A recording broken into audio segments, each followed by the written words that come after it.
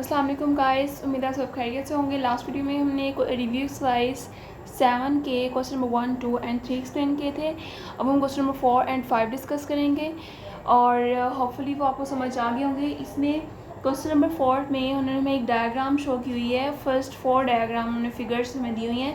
हम फिगर 5 जो है वो उस सीक्वेंस के अकॉर्डिंग गेस करेंगे, बताएंगे कि क्या होगी। फर्स्ट जो फिगर है वो हमारे पास एक ट्राइंगल है, इसमें कोई भी एक्स्ट्रा लाइन नहीं है। और सेकंड फिगर जो है उसमें एक एक्स्ट्रा लाइन है। और जो थर्ड फिगर है उसमें हमारे पास 2 लाइंस इसमें ट्राइंगल की अंदर है, इसके मिड पॉइंट से आ रही है। और जो फोर्थ फिगर है उसमें हमारे पास ट्राइंगल के अंदर 3 लाइंस हैं। तो हमारे पास जो उन्होंने फिगर्स पूछी है कि नेक्स्ट फिगर क्या होगी, वो हमारे पास क्या होगी। ये एक फिगर है, उसमें 4 लाइंस आएंगी, 1 2 3 एंड 4। ये 4 फिगर्स हमारे पास आएंगी। ये जो फिगर नंबर 5 है वो हमने बतानी है। ये हमारा आंसर होगा कि इस ट्रायंगल में 4 लाइंस आएंगी। ठीक है, हमने ये इसका फर्स्ट पार्ट ऑलमोस्ट सॉल्व कर दिया है। ये हमारे पास फर्स्ट पार्ट था। सेकंड पार्ट में उन्होंने हमें एक टेबल दिया हुआ है। टेबल में उन्होंने हमारे पास सेम वही चीज़ है कि क्वेश्चन हमने इसकी nth टर्म बतानी है और हमने बताना है कि इसका nth फॉर्मूला क्या होगा। देन उसके अकॉर्डिंग 2-3 और क्वेश्चन है। इसमें वो कह रहे हैं कि फर्स्ट टर्म है वो 1/2/2 है, 2 नेक्स्ट है 2×3/2, नेक्स्ट 3×4/2 एंड 4×5/2। देन हमारे पास क्या होगा 5/2 है, 4×5 हो गया, 5 क्या होगा 6/2। इसका आंसर क्या होगा 5 30 एंड 30 को 2 से डिवाइड करेंगे हमारे पास 15 आ जाएगा। ये तो हमने इस तरह बता दिया।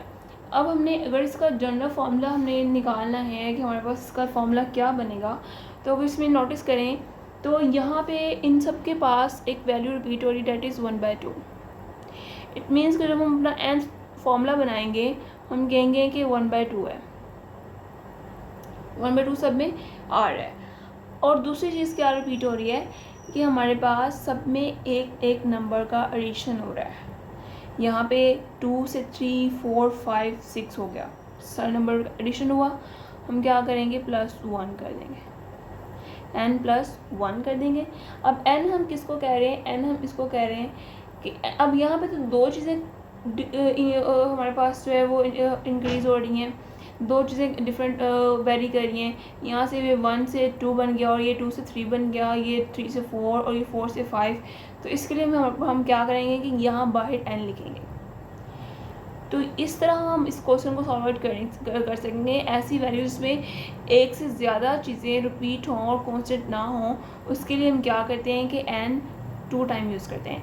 इस क्वेश्चन को मैं एक्सप्लेन करने के लिए मैं आपको बुक्स भी इसको एक एग्जांपल से एक्सप्लेन करूँगी कि वहाँ पे भी उन्होंने सेम यही रूल अप्लाई किया हुआ है कि अगर इस तरह का क्वेश्चन आएगा तो उसको हमने कैसे सॉल्व आउट करना है। अगर आप पेज नंबर 166 ओपन करें और उसमें देखें एक प्रैक्टिस नाउ 4 के नीचे हमारे पास उन्होंने सॉल्व की हुई है। तो यहाँ पे प्रैक्टिस नाउ 4 में क्वेश्चन नंबर 2 दिया हुआ है। क्वेश्चन नंबर 2 में उन्होंने क्या हुआ है, उन्होंने कहा है 1/2 2/3 3/4 4/5। अब इसमें सारे नंबर चेंज हो रहे हैं। यहाँ पे हमारे पास है 4k एंड देन k+1 लिखा हुआ है। यहाँ पे एक वैल्यू हमारे पास 2 वैल्यू अगर चेंज हो रही हैं तो उन्होंने क्या किया है कि रिपीट किया है कि यहाँ पे जो अननोन नंबर्स हैं जिसको हमने सीक्वेंस के अकॉर्डिंग कंप्लीट करना है वो हम रिपीट करेंगे। देन हमारा जो आंसर होगा वो वैसे ही आएगा जैसे सीक्वेंस के अकॉर्डिंग आ रहा है। ठीक है, अगर आप प्रैक्टिस नाउ 4 अगर आपने की है, अदरवाइज़ मैं इसको एक्सप्लेन कर दूँगी। मैं एग्जाम्पल ये रिव्यू कंप्लीट करने के बाद प्रैक्टिस नाउ सारी इसकी करवाऊँगी, फिर आपको अंदाज़ा हो जाएगा कि इसमें क्या चीज़ें हो रही हैं। और इसकी जिस तरह मैं आपका 7B में भी इस तरह के बहुत से क्वेश्चन हैं जिससे आपके वो सारे कॉन्सेप्ट हैं वो क्लियर हो जाएंगे। अगर आपने 7B अच्छे से की हुई है देन आपको ज़रूरत नहीं पड़ेगी इस चीज़ की कि ये डबल टाइम n क्यों यूज़ किया है। मैंने इसको एक्सप्लेन करने की पूरी कोशिश की है, बट अगर आप एग्जांपल्स और प्रैक्टिस नाउ और 7B वगैरह करेंगे अच्छे से देन आपका सारा कॉन्सेप्ट क्लियर होगा और आप इसको समझ सकेंगे। खैर हमारे पास अब ये बन गया है, nth की टर्म हमने बना ली है।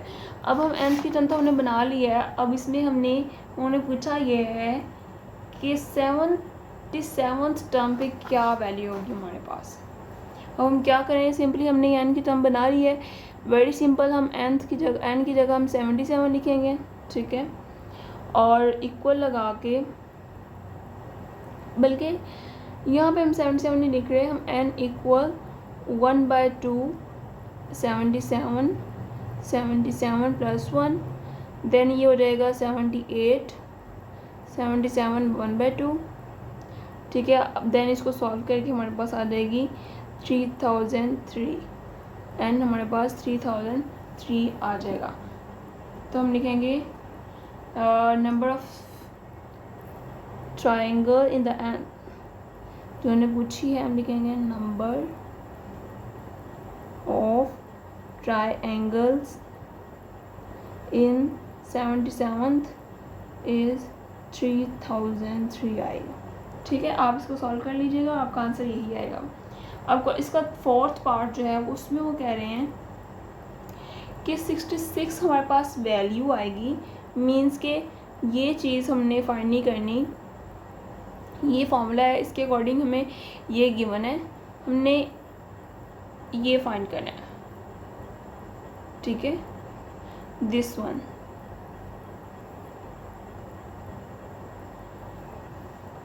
और अब इसके लिए हम क्या करेंगे,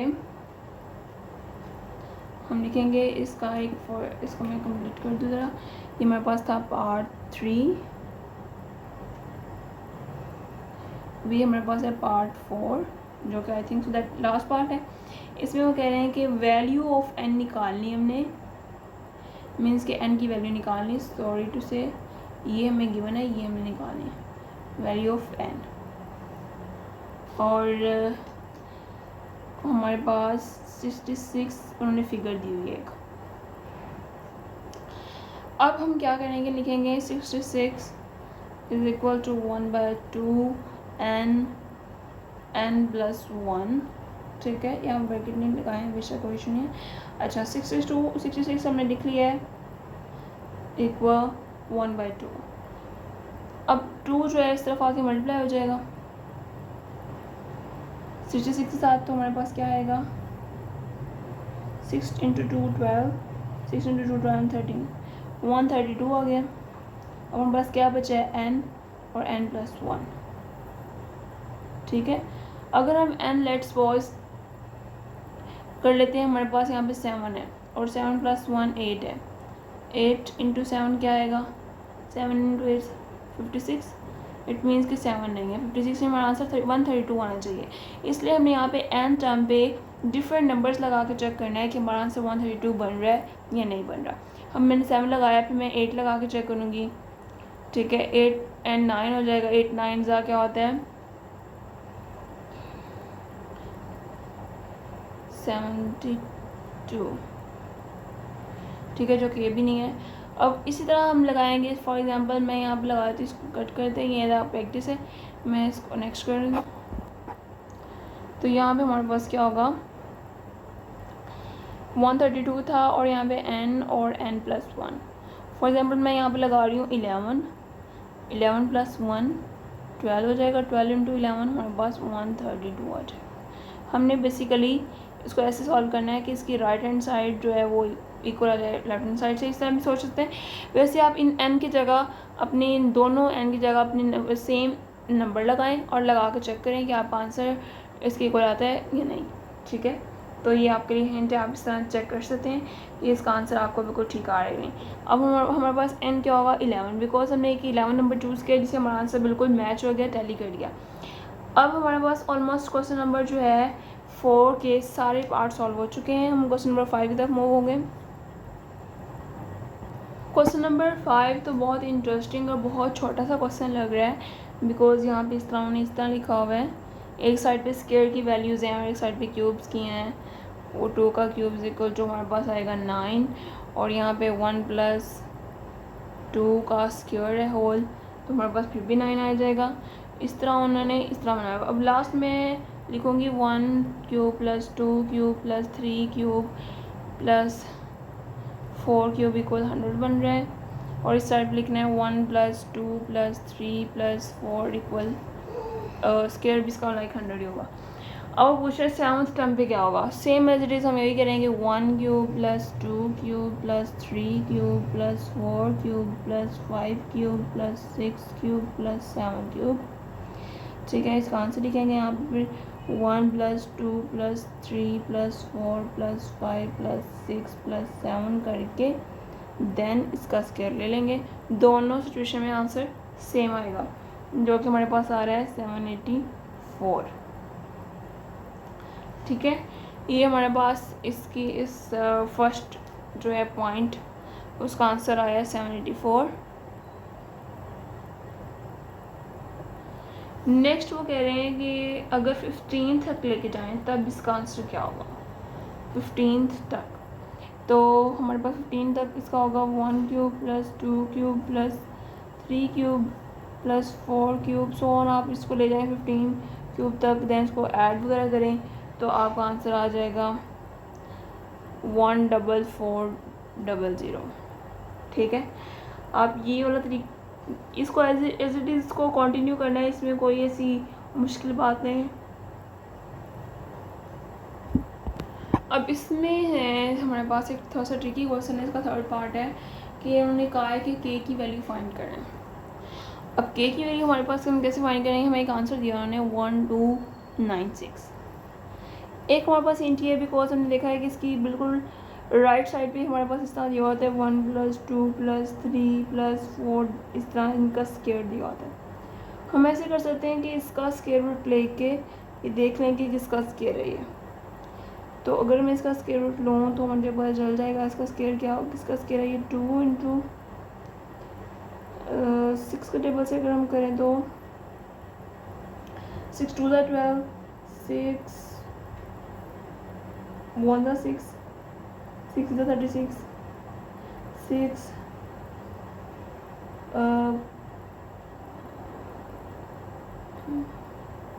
3 18, 19 20 21 3 6 and then फिर 6 and 6।